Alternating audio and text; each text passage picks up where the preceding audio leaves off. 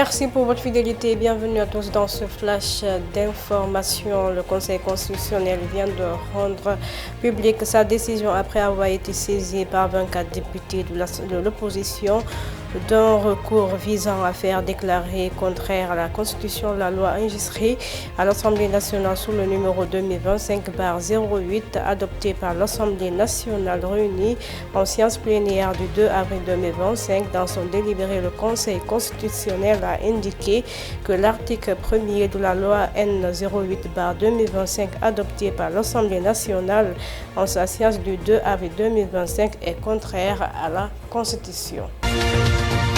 Suite au déblocage des comptes de la société de l'homme d'affaires Abdoulaye Sylla, ordonné le 17 avril par le juge des référés du tribunal de commerce à la Banque agricole, de nouvelles difficultés surgissent.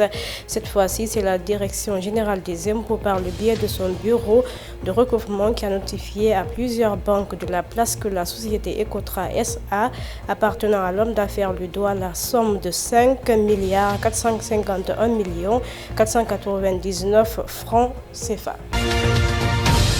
Affaire fonds Covid-19, l'opérateur économique Mohamed Dieng a été libéré après avoir versé un montant de caution. Celle-ci s'élèverait à plus de 100 millions de francs CFA et aurait été fournie par l'exportateur du riz Moustapha Ndiaye. L'opérateur économique de Koungheul a ainsi été libéré après son inculpation prononcée par le juge d'instruction. Guinée, comme annoncé précédemment, le procès en appel d'Aliouba, le président du modèle, s'est poursuivi ce mercredi à la Cour d'appel de Conakry. Au terme des réquisitions et plaidoiries, la Cour a donné la parole au prévenu Aliouba. En se prêtant à cet exercice, Aliouba s'est demandé pourquoi il est en prison. Il dit être victime d'une persécution politique déguisée. Cependant, la Cour a mis l'affaire en délibéré pour décision le 28 mai. Mali, des corps ont été découverts aux abords d'un camp malien quelques jours après l'arrestation par l'armée et de paramilitaires du groupe russe Wagner de dizaines de civils appartenant pour la plupart à la communauté Peul. Le 12 avril, des soldats de l'armée malienne et des mercenaires russes ont arrêté des dizaines d'hommes au marché de Sebagbougou pour les amener au camp militaire de Kaoula, ont affirmé deux rescapés ayant fui en Mauritanie.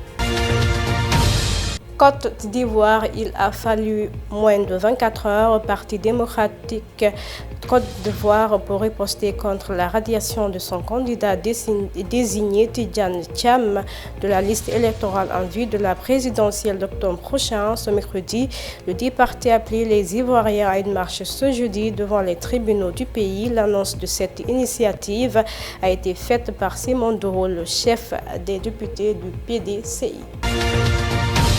Le gouvernement congolais et le groupe antigouvernemental M23 qui mène des pourparlers au Qatar ont publié pour la première fois ce mercredi une déclaration conjointe dans laquelle ils disent vouloir œuvrer à la conclusion d'une trêve. Les deux parties réaffirment leur engagement en faveur d'une cessation immédiate des hostilités, engagement qu'elles entendent respecter immédiat et pendant toutes les pourparlers et jusqu'à leur conclusion selon ce communiqué.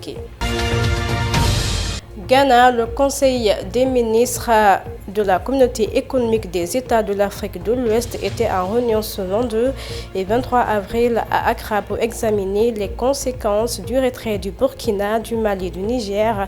Cette rencontre convoquée pour discuter des modalités du désengagement et des implications pour les institutions et agences de la CEDEAO encore actives dans l'AES s'est tenue pendant le lancement officiel du cinquantenaire.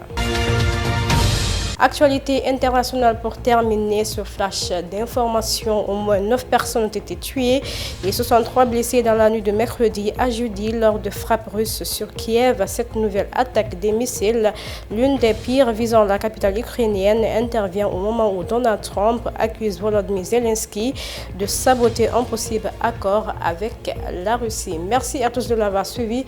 On vous donne rendez-vous demain. Au revoir et portez-vous bien.